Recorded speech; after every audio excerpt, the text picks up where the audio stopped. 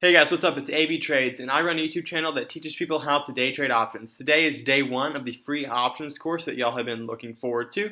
Today we're going to talk about what is an options contract. So speaking purely on the definition, an options contract is the ability or the agreement between two buyers to buy a certain security, stock, or ETF at a certain price, known as the strike price, at a certain expiration date.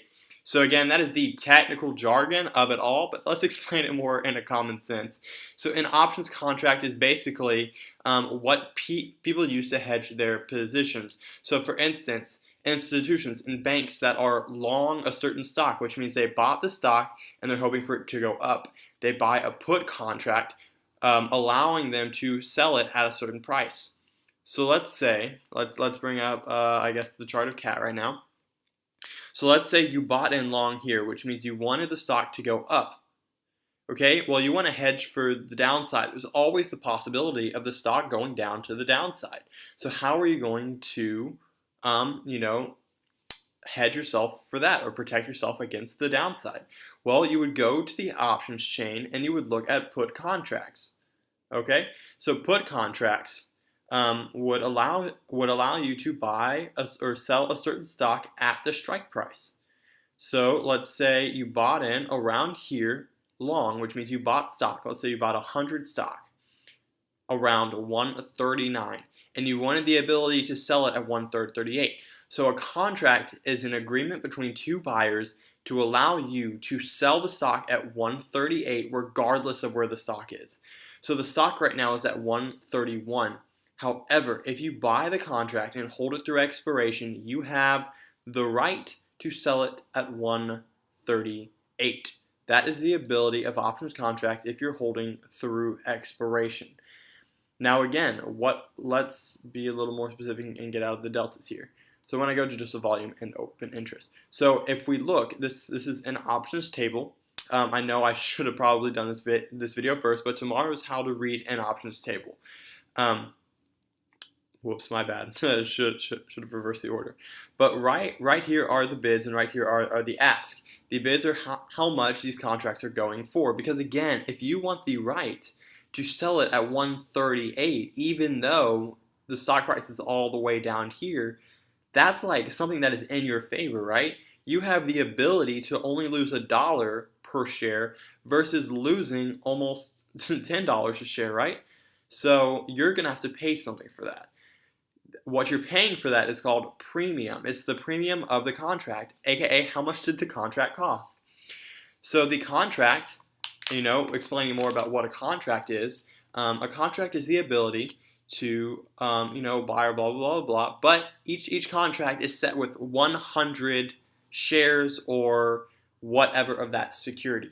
So for instance, if you're trading contracts on SPY or SPY option contract, which is what you see me doing a lot, I am trading the right to buy or sell, depending if it's a call or a put, 100 SPY contracts at the end of expiration. That's why when you see the bid and ask, you go, oh wow, look, the cost or the premium of this contract is only $223. No, not really, because it's 100 shares. So you need to multiply the contract premium or contract price times 100.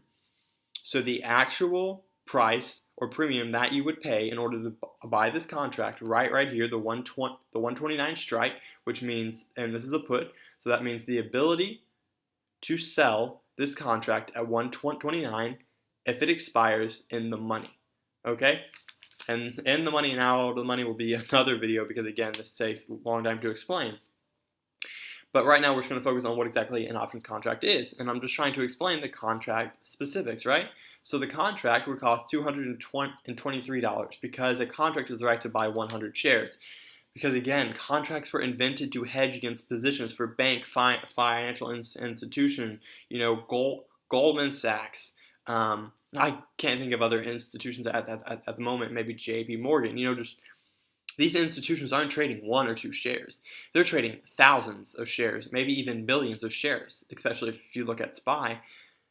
So these people, that's why the contracts are not based off one share. It's based off 100 shares.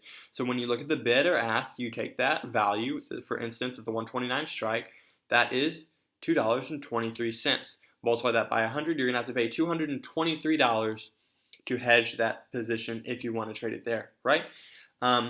So options contracts are basically that. Now, again, how to make money is just another video in itself. Sorry guys, but options contracts are so hard to fully understand, and you don't need to fully understand it unless you're going to let it expire, which I don't recommend letting it expire because that's not where you make the real money. However, let's go back into explaining options contracts. I'm sorry that I'm getting discombobulated and not sticking on track, but options contracts also have a set expiration date. So when you look at the options tables, you have an expiration date, and in parentheses is when it expires. So this one expires on Friday, the 7th of December 2018. So that's saying that these contracts will be executed on that day. So for instance, if you know anything about houses and wholesaling, when you wholesale a house, which means you contract a house, you have the right to buy it, contracts are usually only good for a certain amount of time, correct? So this is the same thing with options contracts. You buy this contract, or you fill out the ability to buy this contract, correct? And then you have an expiration date set on it. Almost like trading bonds, right? You have an expiration date where this will get executed. So this, if you're trading these contracts here under the 7th, and that means on Friday, the 7th, these contracts will be executed. Okay, now if they're in the money, which is this blue, will be explained later, or if they're out of the money, they will either be not executed, which means the contract prices will go to zero, or they will be executed and you will be given the 100 shares. So again, just understand that options contracts are tricky, but you don't fully need to understand what they are. Again, I will do my best to explain it, which I have done my best, but in the videos to come.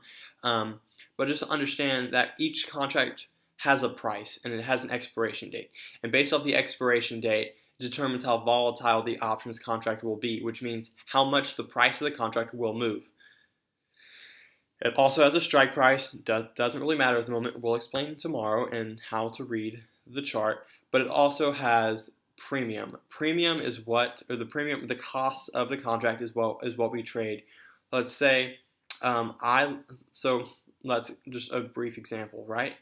Calls mean you make money in the long direction, which means if the stock goes up, your call increases in price.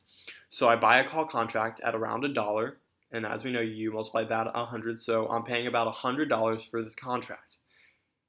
The stock increases, the contract increases to $1.50, aka times 100, and increases to $150. So I bought the contract at 100 and I sell it at 150, and I make the difference 50, so that I don't have to wait for it to expire and I don't have to deal with the Greeks that we'll talk about later. Again, I hope that made sense. If it didn't, please either click on the link in the description, which will bring you up to Discord, and you can direct message me or message anybody in the group chat, or please comment on the video, guys. I want to help this make sense to you, but again, let's just finish out this series, and hopefully options contracts will start to make more sense to you. Guys, thank you for tuning in. Please like, comment, and subscribe, and turn on notifications. Thank you. See you tomorrow.